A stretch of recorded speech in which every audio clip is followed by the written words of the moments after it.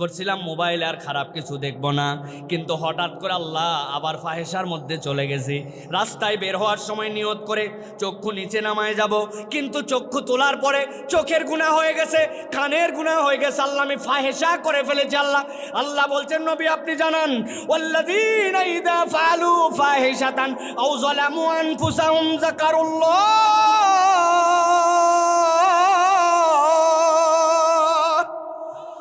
ওই বান্দাগুলার যখনই মনে হয়েছে আল্লাহ আমার গুনাহ হয়ে গেছে, আল্লাহর স্মরণে চলে আসছে, আল্লাহ বলছেন ফাস্তাগফিরু লিযুনুবিহিম, তুমি আল্লাহর কাছে তোমার গুনার জন্য ইস্তেগফার করেছো। ওয়া মান ইয়াগফিরুয যুনুবা ইল্লাল্লাহ, আল্লাহ ছাড়া তোমারে কেউ ক্ষমা করতে পারে না। বান্দা আল্লাহর তোর গুনাহ ক্ষমা করবে, কিন্তু বান্দা তোর এই ইস্তেগফারটুকু আল্লাহর কাছে জিকির হিসাবেও লেখা হবে। সুবহানাল্লাহ।